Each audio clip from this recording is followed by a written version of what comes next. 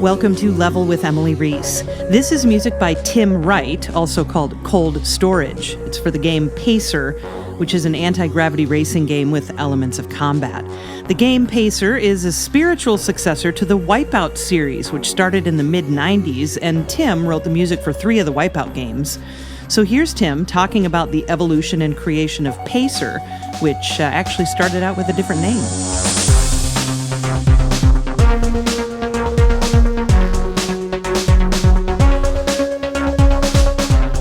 Well, you may be aware that it actually wasn't Pacer.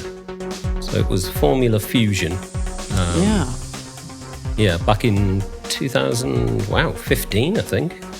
And I just got a call out of the blue from a guy called Andy, wanting to know if I would contribute a track to this new game that they were doing.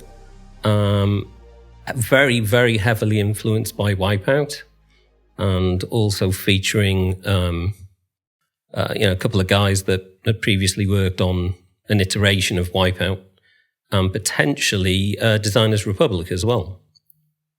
So I thought, well, if they're involved and there's a few of the guys involved, then I should definitely say yes.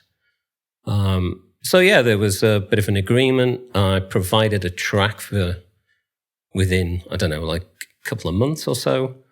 And there was another guy that I wouldn't say friends with, acquaintances, a guy called DubFX. I admire his work. His sort of origins come from sort of beatboxing in the street, that kind of thing. Okay. Anyway, so I thought, well, if he's involved, that'd be great. And I think at one stage it was even mooted that we would do a live performance together. But yeah, unfortunately that didn't come off. I contributed a track, and then I don't think it was quite what they were looking for. So I did another one, and he said, "Yeah, that's spot on." And that was it really. And then a few years went by, and I had noticed that it had sort of come out in some kind of like beta form. And anyway, yeah, suddenly it's called Pacer. There's a new kind of team taking care of it. And a guy called John contacted me and said, I hope you enjoyed sort of getting involved initially, but we'd like a lot more content from you. So, yeah, okay. Again, there was a sort of a deal hashed out, and they wanted me really sort of deeply involved, not only just with the music, but also with the sound effects, and a couple of little shorter stings, little, sort of melodies for when you get a certain medal and so on. Mm-hmm. So I thought, yeah, that's great. So they had me on board. They had a guy called Stafford Baller, and he was in charge of the sound effects and getting them in the game. And I provided, the source material, a few demo videos, some guidelines on how I would approach the engine sounds. And then bit by bit, I think I contributed something like seven or 8 tracks, and then the little stings as well.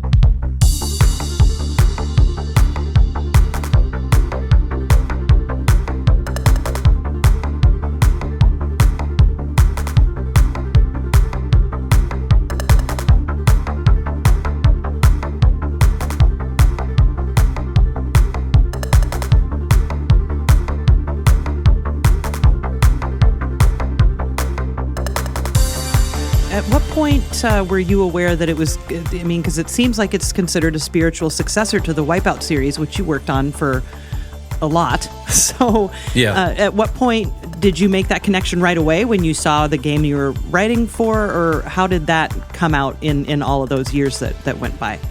There's been quite a few, actually, sort of anti-gravity racing games since wipEout.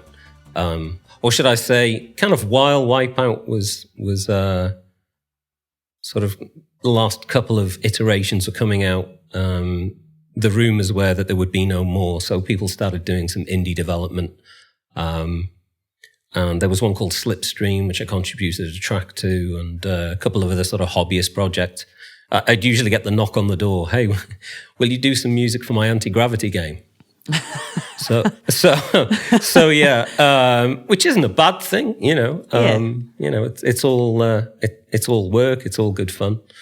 Yeah. So the initial contact when it was Formula Fusion, it was made very clear to me that it was the kind of spiritual successor. That's the vibe they were going for. Yeah. Yeah, I think the last one prior to that I contributed music towards was, what was it? Sodium 2 in PlayStation Home.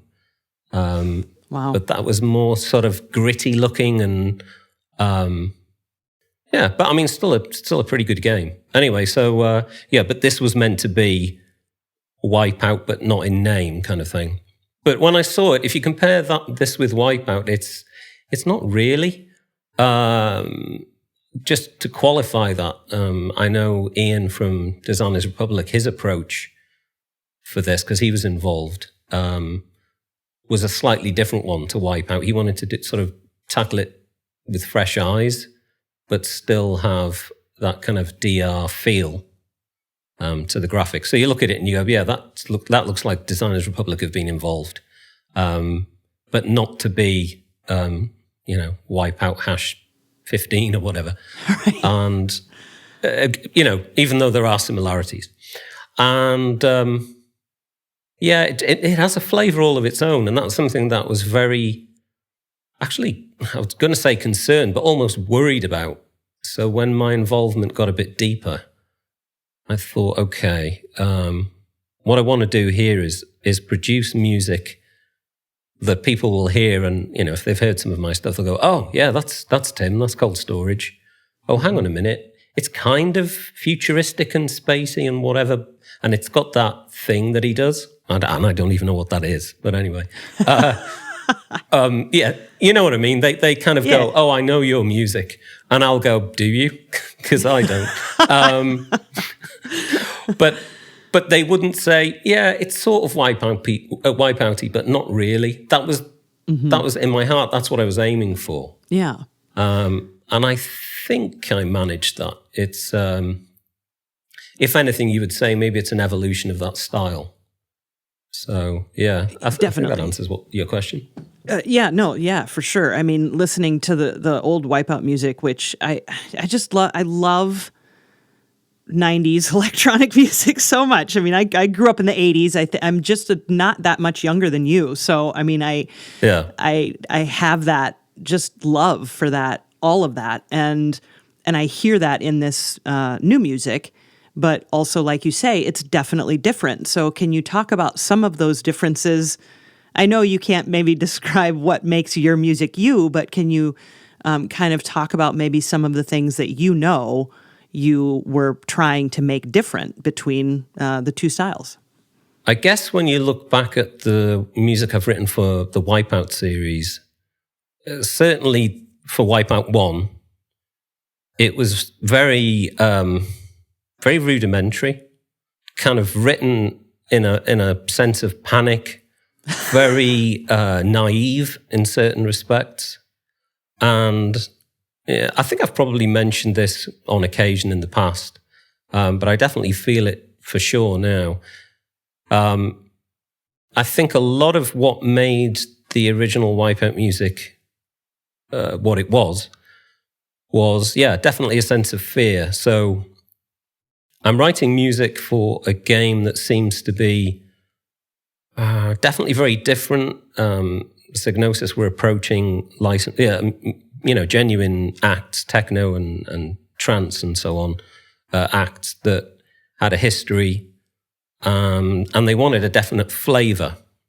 So from my perspective, I was either going to be contributing the bulk of the music, or if all these deals went well, maybe just 1 or 2 tracks, which wasn't quite as scary.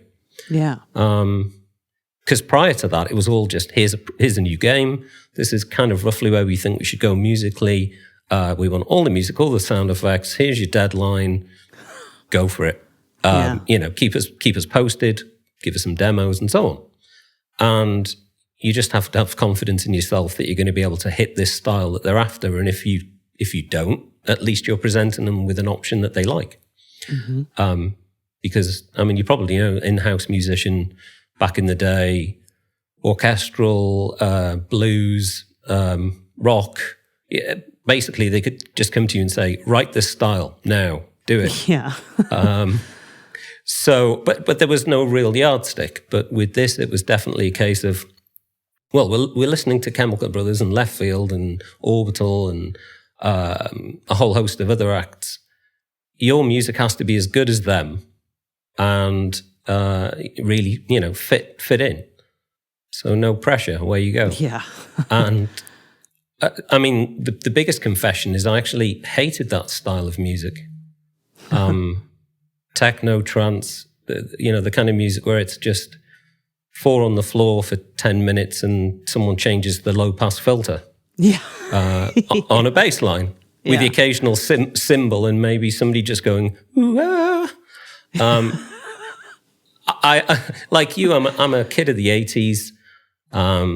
That's where my heart was, admittedly with electronic stuff. So Jean Vangelis, Howard Jones, Nick Kershaw, Depeche Mode, Yaz, as I think they were called in the States, Vince Clarke's band, Yazoo in the UK.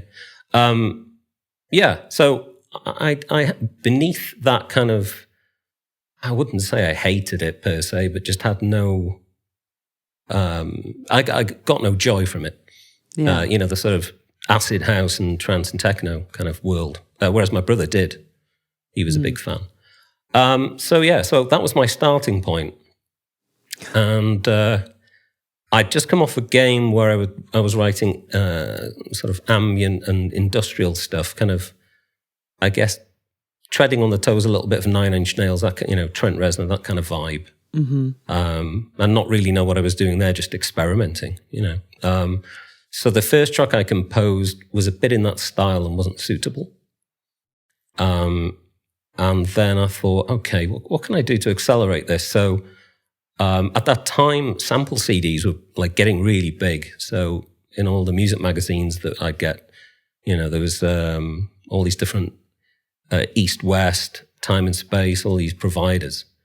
And so I thought, okay, let's invest in a few of these sample CDs. And the two that really did it for me was Time and Space Volume 1 and 2. Which you can't get now. I mean, they're horribly copyright infringing.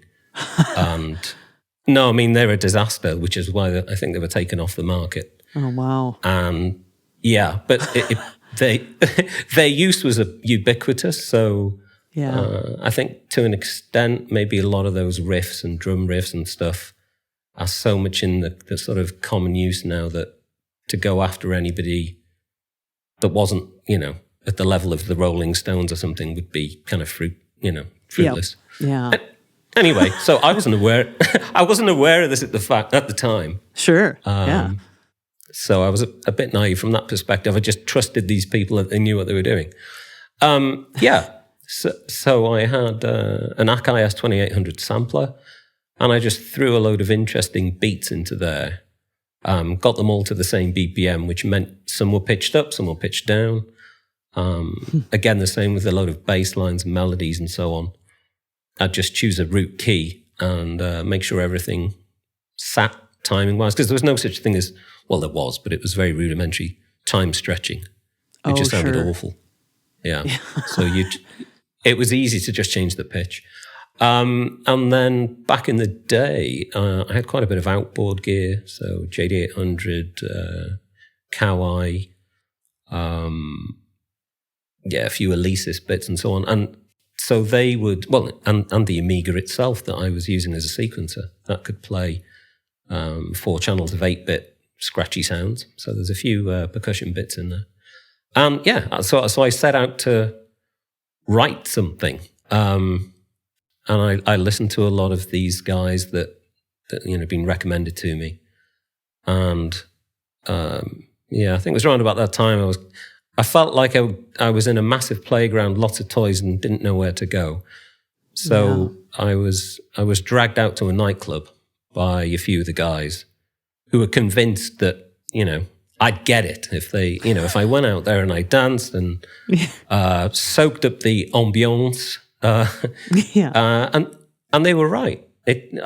I was out there, I was dancing, there was no alcohol, no drugs, literally just, keeping hydrated and dancing along to this music. And then I just suddenly got it, something clicked. So from that perspective, I knew kind of what was good and why it worked, why people liked this music.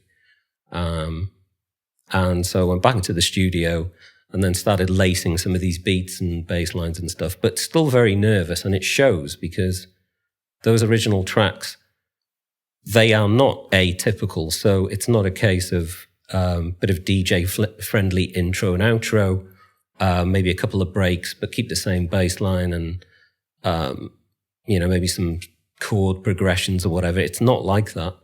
It's very, oh my God, let's get the BPM up. It's a racing game, for God's sake. This has got to be fast. It's not fast enough. Come on, 157, 164 BPM. This bass line's been playing for 4 bars. It sounds boring. Quick, change it to another one. So there would be like 4 or 5 songs fighting for space within this kind of 5-minute period. And the job was to blend them all together. So I'd literally write a discrete 4 bars, maybe 8 bars, another 4 bars and 8 bars, and then sort of copy and paste them out to about 5 minutes and go, geez, how do I blend these? Well, they're all in the same key, so that helps. Yeah, if you listen to those, it's literally that level of Lego and naivety and panic, also fueled by a ridiculous number of cans of Red Bull, completely unaware that they had caffeine in. Hey, these are great! I love these. How many of you had, Tim?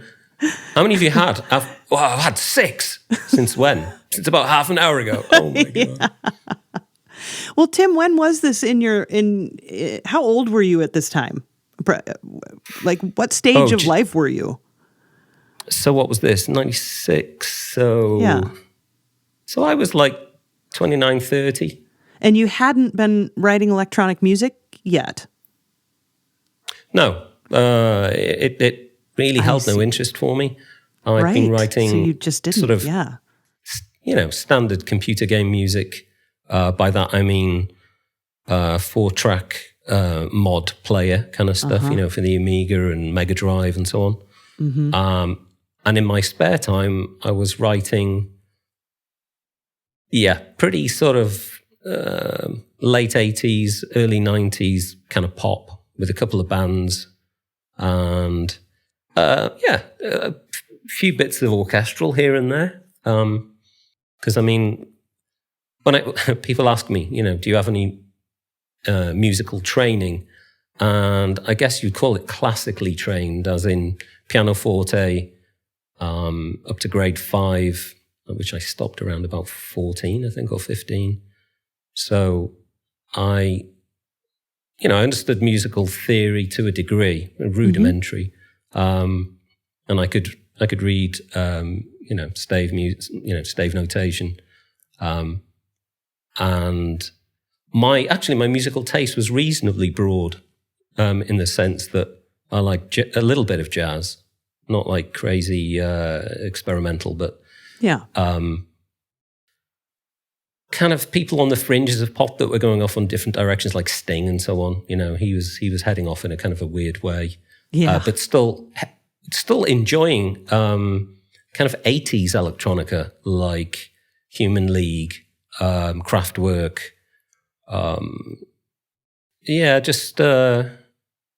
Tubular Bells. That was kind of like a interesting track. Nothing as crazy as music concrete, or nothing on the fringes, and certainly not this new kind of acid house. I guess trance, techno, house, all that kind of thing. Just it didn't really set a fire under me. Sure.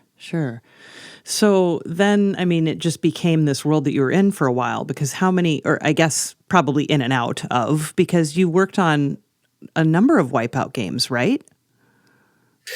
Well, strictly speaking, 3. Okay. There was wipEout 1, where I contributed the bulk of the audio. That did really well. And consequently, wipEout 2097, or XL, I think it was called in the States. Mm-hmm. There was a lot of interest by, proper bands, in quotes. So it was easier to attract and get a deal.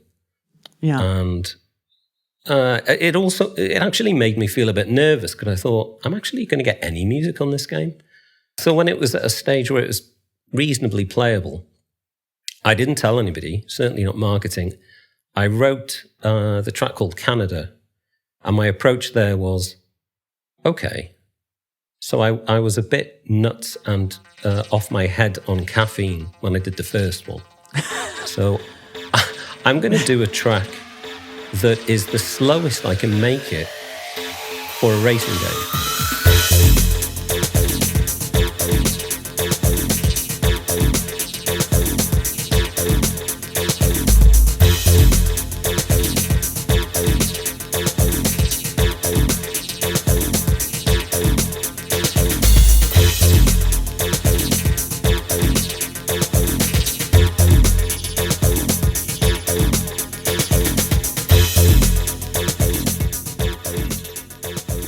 I can't remember the exact BPM for Canada, but it's low.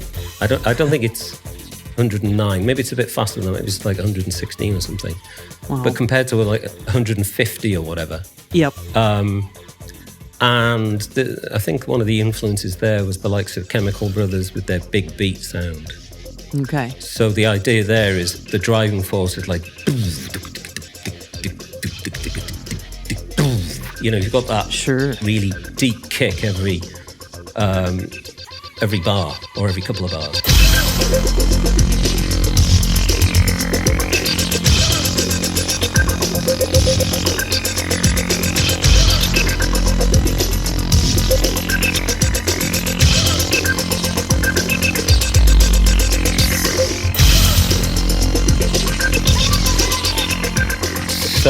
So I composed this track, and there was no sense of like 4 or 5 songs all fighting for space. It was just going to be a main theme. But I would create some tension, and it would come in about the main theme would come in about a third of the way through and then drive you to the end. Anyway, got this track, took it down to the programmer, one of the lead programmer, and I said, could you just pop this track in the game so I can get a feel as to whether it's going to work? And he said, yeah, sure. So popped it in, did the build of the game, and then he started, flying around the track. And he said, that works quite well. So then I went upstairs, and I was working away. And then I came down for lunch. And it just so happened, as I came downstairs, I could see one of the girls from marketing. And she'd come to play the current build. And my music was playing in the background. Yeah. And it was just sheer fluke that I was sort of walking towards the programmer, and she said, whose track's this? And he said, oh, it's Tim's. And she went, oh, it really suits the game. I thought, oh, thank God. So then I discovered that I would be getting, because there was talk of no cold storage at one point. So, I really had to fight for that. And I went up and I wrote another one as well, Body in Motion, which they quite liked.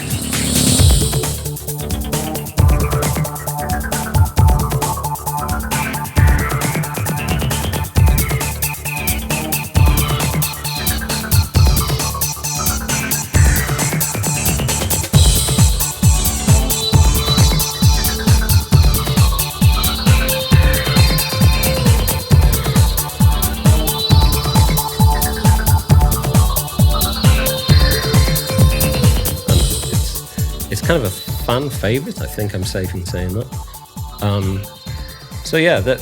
There was the 2 on there, and then I worked on a couple of other projects, and just around the time that I was working on a game called Tellurian Defence, which really didn't make much of a mark, I decided to go, and I left Psygnosis and set up my own company with my brother. Gesture Interactive, and we created all the music creation packages on PlayStation and MTV Music Generator, and also on Game Boy and a few other things.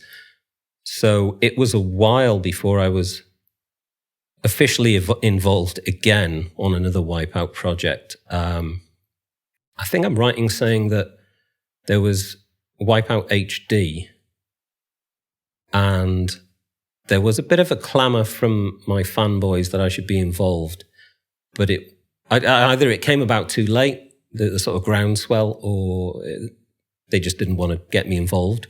So I rather cheekily wrote a few songs and created an album called Cold Storage HD, and released that with very much tongue-in-cheek, but with the purpose that it would fit the game.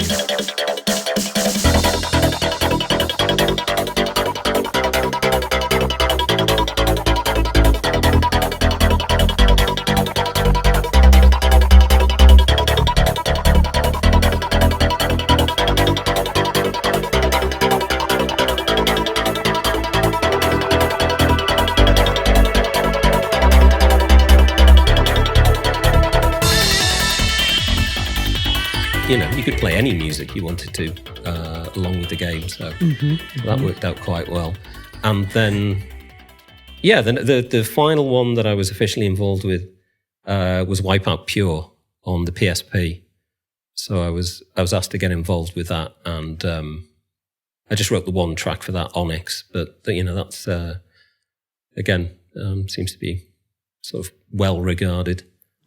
Yeah, when it came to then writing music for Pacer, did you even really need to see builds of the game? I mean, I'm sure you did see those things, but were you able to just get a sense for it and just go? Yes, I really did need to see the game. It's just one of those things, you get a vibe. So what I would do is I'd be composing and I'd have the video just playing on YouTube or Vimeo or wherever they'd sent me. And you do get a sense that sort of some things work and some don't. I know it's a very, very similar proposal. You're flying around in an anti-gravity ship, and it's fast-paced, and there's an element of combat.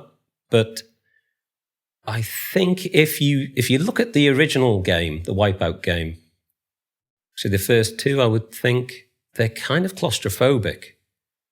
There's one or two sections where you can see sort of a vista or a bit of open space, but a lot of the tracks are inside a city or in a hill, sort of very hilly area. Whereas to my mind, Pacer it just feels more open. Now, that could be down to draw distance, of course, because, the first few wipEout games were on early PlayStation machines. So, obviously you've got a lot more draw distance. Yeah. But I think it's just the style as well, the layout of the racing tracks. So I think that definitely influenced some of the lead lines and how much reverb was going on, and sort of stereo separation and stereo chorus and that kind of thing. In terms of creating a more open sound? Yeah, for sure. You mentioned that you were classically trained and you took piano and studied music that way, but you didn't go to school for that. You focused more on computer electronics and engineering and in those things, correct? My formal education. I've always had a keen interest in electronics, robotics, computing in general, and I even passed my radio ham examination when I was 14. Nice. So, with my cousin. Yeah, we were both very keen on it. It was... Music has always been a hobby, though. I started writing my first few tunes when I was, as they say, knee-high to a grasshopper. 4 or 5 years old, maybe even younger. And I've always had an acoustic guitar. I'm not a guitarist, and I would never describe myself as such. I can play maybe 10, 11 chords, and I can play like a solo but I definitely found that was quite a good instrument to formulate pop songs, or I don't know what you call them really. Would they be pop songs? I guess so. So that was always going on in the background. I've still got scribblings, like a A4 sheet where it says, this is my ideal studio, and it's something like an Atari ST running what would be the precursor to Pro Tools, whatever it was, a 24-track tape recorder, drum tracks, pro tracks. I forget who made those. They were like six voice polysynth and a DX7. Yeah. So it was all in that era. So I always had a mind to that, and I wrote music on the VIC-20, the Commodore 64, to a lesser degree, and then the Amiga was like my dream hobby machine. So that would be when I was like 20, maybe. But yeah, the formal education was electronics and communications engineering. I went from that to developing computer software on mainframes. And it was only after doing that for a good few years that I eventually managed to turn the hobby into something that made enough money that I would eventually be employed full time. So, yeah. Yeah, but was that even the intent to be composing music full time, or did it just kind of happen? Did it just happen that the hobby turned into the career? I wanted to be in a band or a solo act. That was what I wanted to be. I wanted to be Howard Jones. I can understand that. Yeah, I mean, that man is his path was pretty quick, really, compared to a lot of bands. He was definitely right place, right time, with the talent to do it, and the musical, the composing skills, the eye or an ear for a melody, and that was my dream. I wanted to be Howard Jones, or maybe Nick Kershaw at a push. I've never met Nick, but I have met Howard a few times. He's a really nice guy. And we used to exchange letters back in the day when you actually wrote to somebody on paper. So that was fun. So that's where I wanted to be. I see. And I was in a band. I was in kind of like 3 bands, really. And the final one was really pretty serious. We had a fair bit of gear. It was with a friend of mine, Sean, who really liked the fact that I've mentioned him. Sean Morris, there we go. He was instrumental in providing, no pun intended, in providing access to stuff like Korg M1s and so on. Way back when I didn't have the money for that kind of thing. Like when I was working on Amiga games like Shadow of the Beast and so on, a lot of the source samples are courtesy of him. And we went through a couple of vocalists, and I did sort of backing vocal, and we did get to the point where we were almost going to sort of, try for that record deal, but then both of us started to have make family, have kids, and it all kind of, I wouldn't say it fell apart. We just sort of slowly didn't, if you know what I mean. Yep. But our output is actually out there. Yeah, it's on Bandcamp, I think. It's just a small kind of 6-track EP but finally, like a few years ago, I thought, this needs to be out there. It's cheesy, it's poppy, it's got some reasonable melody to it, but yeah, it's definitely of its time. Is it under your name on Bandcamp or the band? No, it's under Taylor Morris Wright. I think that's right. I know it's the 3 surnames. I forget which order I put them in. But anyway, yeah, I tried to be modest and put mine last. Okay. That's right. I think it's TMW. Yeah, Taylor Morris Wright.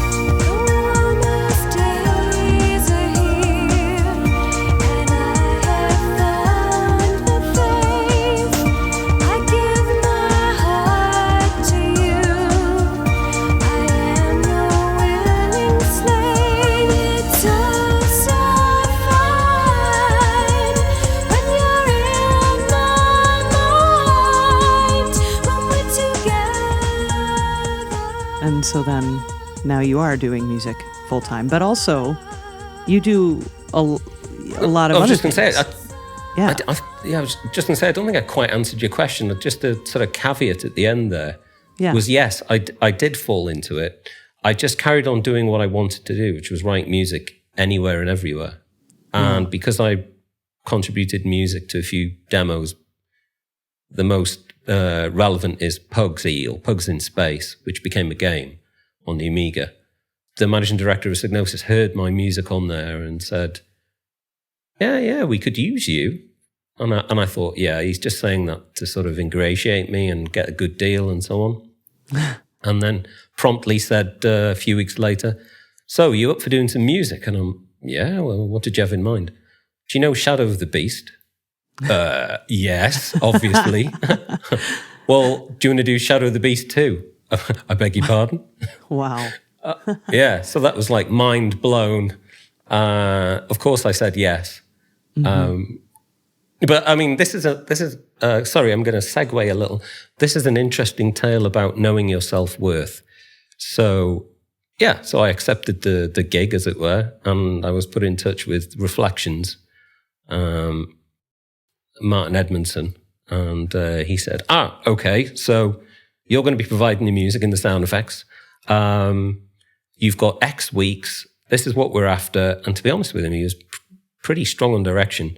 Have you got a Korg M1? No. Right, can you get access? I said, well, my friend's got one. Okay, I'll send you a list of patches that you need to use. Oh, wow. Yeah, I mean, you know, these will be useful for you because these are the sounds that David Whittaker used. I mean, feel free to experiment, but this will get you along in the right direction. Yeah.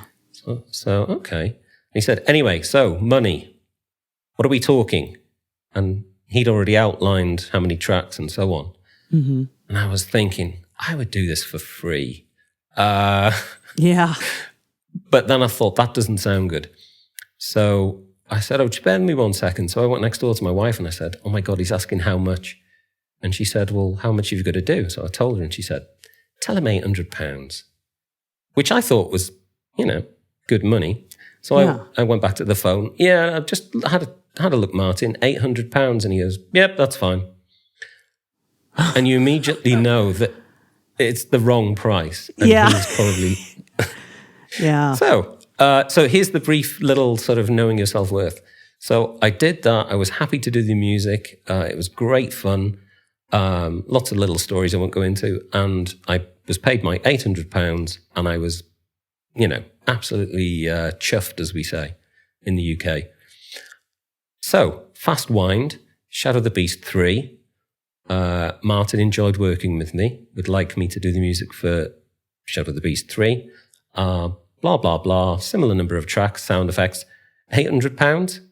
I went, I don't think so. And he said, I beg your pardon. I said, yeah, well, that was then and this is now. I'm thinking more along the lines of 1,800. Another 1,000? Why should I pay you that? And I can't believe I had the balls to say this, but I said words to the effect of, I was nobody back then, but now... And he went, fair comment. Okay, that's fine. But honestly, that wasn't, I mean, it was a reasonable price, but it still wasn't very high. I found out what David Whittaker got paid for the first one. I really didn't charge enough. But anyway.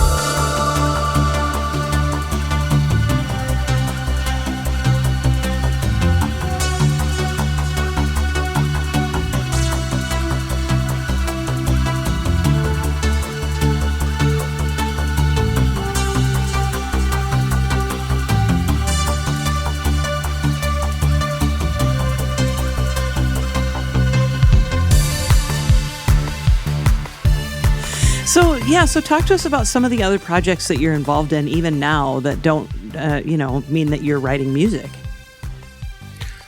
Oh, wow. I've concentrated fairly heavily on, of late, over the last few years, of looking back retrospectively and where people have said, I really like listening to Colony Wars and Crazy Ivan and all these other tracks, essentially albums, I guess, but games. Mm-hmm. Where can I get them? Are they available? And the answer is, well, they're sort of swimming around the internet, but the original recordings, and some of them are at 38 kilohertz. So just because of the way the PlayStation works. Yeah. So I'm kind of in the process of remastering those. Also like tracks that didn't quite make it. So I'm gradually working through all those old games and popping those up onto Bandcamp, Spotify, and all the other places you can buy or stream from. So yeah, that's an ongoing back burner project. And then occasionally I will get gripped by flights of fancy and just go off and do something mad. So, I mean, it's going back to 2009. I did Project Moon Bounce. I woke up one morning and thought, man, I know what I need to do because I wanted to do an album, something that wasn't linked to a game. And I'd been wanting to do that for a while. Yeah. I mean, I had a couple of albums out prior to that, but I hadn't had one out for a while that wasn't linked to a game. So yeah, I want to bounce my music off the moon. I think that's a good idea because that would bring into the fore my ham radio knowledge, helical antennas with circular polarization, bounce the signal off the moon. And I had this idea of like a live gig where I would use the moon as an echo box. So, a delay line. And I might be reasonably clued up with radio, but I'm certainly not clued up with astronomy because the moon moves quite a bit and fairly quickly. so there's no way you're going to be getting a fixed BPM delay coming back from the moon. So I thought, okay, let's get a bit less ambitious. So I got in touch with a couple of people. One was a guy in the middle of the UK who had a huge dish in his back garden, satellite dish. So he was great. I went to his house. Didn't know him from Adam, but just sort of ingratiated myself with him. And he thought it was quite funny. So I just bounced all these sounds off the moon and we recorded the output. Wow. Well, we couldn't record it there. We had to get in touch with some guys what the hell was it called? Wollonga, I think that's how you pronounce it. Up in, again, I'm going to get this wrong. One of the Nordic countries. I apologize if you're from one of them. I think it was in Norway. Okay. And they have a crazy big dish. I mean, proper research dish. Yeah. And they received the recordings. Wow. So it was, honestly, when I think back to it, I think, you mad idiot. How the hell? I was going to swear then. What possessed you and how did you even get it to happen? But it just goes to show if you're crazy enough and you'll get people to follow you, then you can do anything. Yeah. Yeah, I nearly segued into American politics then briefly, but I won't.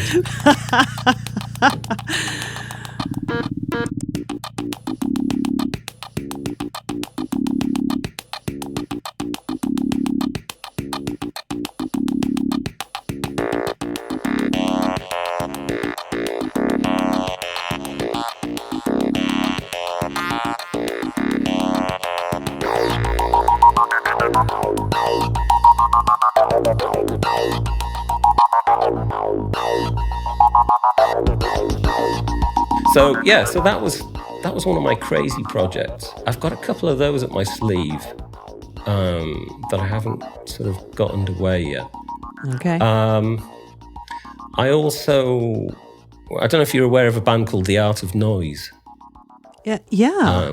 Gary Langan from The Art of Noise. I've become quite close friends with him, and I was going to get him to do some production work for me and maybe kind of link in that whole out of noise vibe. So that's kind of like another thought process that, we touched upon it a few years ago, but that's always kind of at the back of my mind. Mm-hmm. Yeah. So Right now, aside from Pacer, like I say, I've got the dragging out all the old stuff that isn't out there in good enough quality.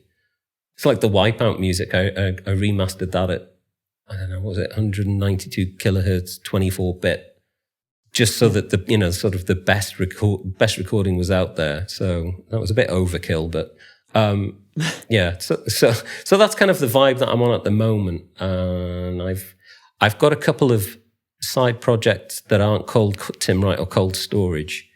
There's if you look for Orange Goes Pop, that's me as well. And there's a heavy kind of 80s meets computer game chiptune kind of vibe going on there.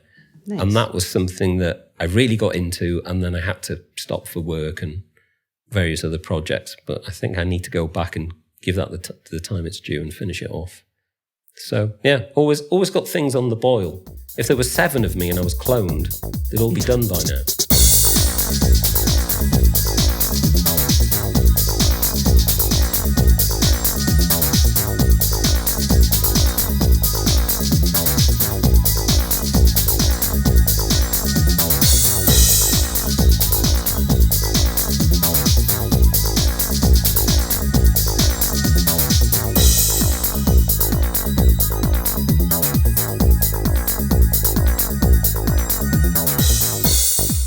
In terms of the music for Pacer, there's definitely a heavy responsibility there. And you can't please all the people all of the time. Yeah. So if I had approached it in the way that it was very wipEouty, and I'd gone back to look at how I'd composed, the early wipEout songs and thought, yeah, okay, let's do those again. It wouldn't have inspired me. It would have been a bit tiring, and it wouldn't have, I don't think it would have suited the game anyway. So my approach was really, heavily considered. And I have to say, when I was writing them, I got to about the 3rd or 4th song. And I didn't know if they were good enough. I didn't know if it was going in the right direction.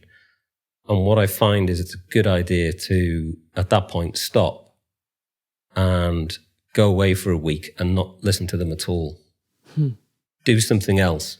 Write anything else, even country and western, or whatever you want. Just get away from them. Yeah. And if you come back to them after a week or two, and you always hear something different, and you can also, with fresh ears, go, yeah, that bit's really good. But the thing that was making me feel it wasn't so good is that drum break there, or that bass line is just the wrong sound. So it was very iterative. But I listen to them now because they've been around for a little while.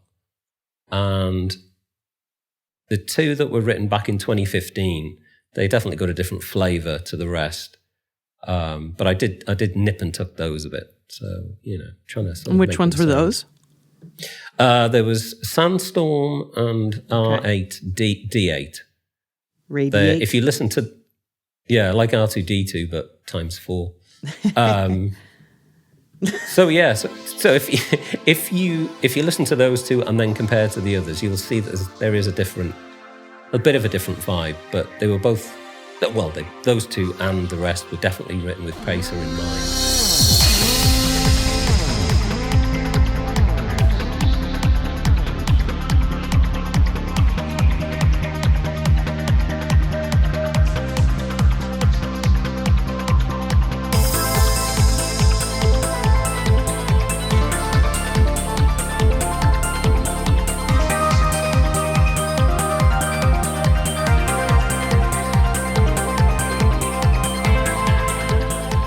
The other thing is, if you listen to the other music that's on the game, it's definitely a leap and a bound away from the other stuff that's on there, which is good, I think. I think it gives people choice, and it also means that everybody's got their own kind of space on the virtual stage. So yeah, I would finish by saying, I'm really happy with what I've done, I think. I can certainly hear some some remixes that I'd like to do. Some of these tracks. So, they still excite me to that level. Nice. And I hope people like them.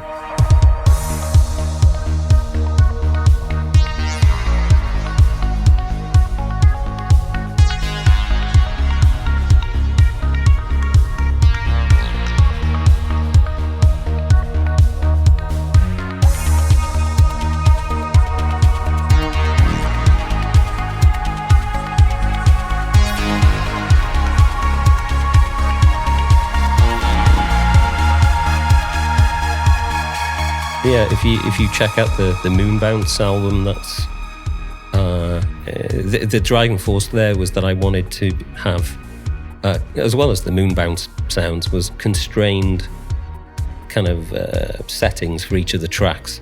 So I think one of them's exclusively a dog bowl, a metal dog bowl, sampled, filled with water and so on.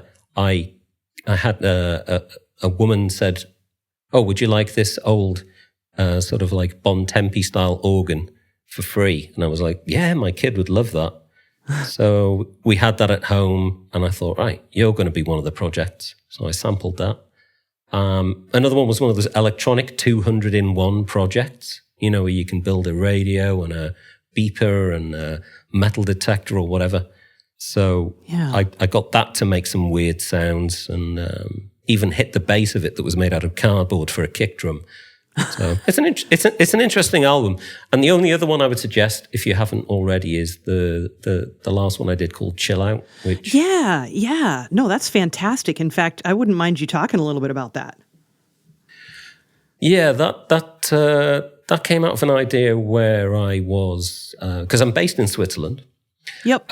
Which I think some people may know. I've been here for about 4 years now. Mm-hmm. And obviously go back to see the folks in the UK every sort of 3 or 4 months, or it used to before COVID destroyed the world. Yeah. So on one of those trips, it was really late at night. The flight was late. I jumped into the hire car, started driving along, and then thought, the radio was terrible. So I pulled over in a service station, set up my phone with Bluetooth, got myself a coffee, set off again, another sort of 45-minute drive to get to my mom's house. Mm-hmm. And partway there, it kind of went through all of my selected music and went into playing one of the wipEout tracks, which is, just happened to be in my phone. Yeah. And I thought, oh, geez, I'm not listening to my music while I drive. But I mean, that's not to say I don't like to listen to my music. Sure. You love all of your children. That's the way I see my music. So, I'm driving along. The sun's setting, this music's playing, and I'm thinking, oh, imagine a chilled version of this. Similar kind of melody and everything, but to suit the ambiance of how I'm driving now, the whole setting sun and, just a few cars on the road and headlights passing slowly. Maybe that's got some merit. So that idea swam around in the back of my head for a while, and then I tried the concept out with a couple of the old tracks, and I thought, this is going to work. So, then there was a whole disaster of trying to get it on CD with artwork and everything else, and trying to get Designers Republic involved and blah, blah, blah. I'm not going to go into that whole debacle. It was a nightmare. And ultimately, it became just a digital release. But with some original artwork. And but I took my time with that. I really did. The music was written over a period of, I don't know, like 3 years maybe, on and off, maybe longer. And a lot of revisiting and remixing and throwing away and yada yada. But I gave it to one of my friends to listen to. It's a long album, obviously. Yeah. And he said, I listened to it from start to finish. And he said, by the time I'd finished, I was just like so chilled out and mellow. He said, any more mellow and I would have fallen asleep. I said, oh, great. And he goes, no, I mean it as a compliment. It's, so, no, I'm happy with that album.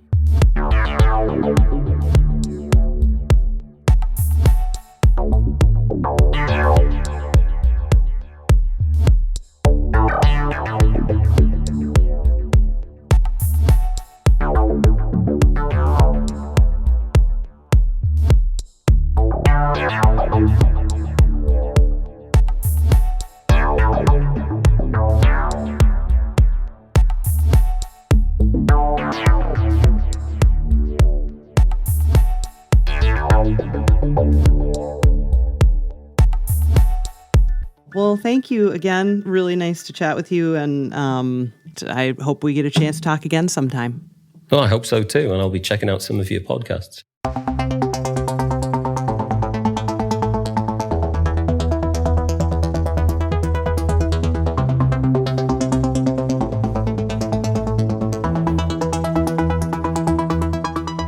Thanks for listening to episode 141 of Level with Emily Reese. You can learn more about Tim Wright at patreon.com/level, and be sure to look up his extensive catalog on Bandcamp under his name, CoLD SToRAGE.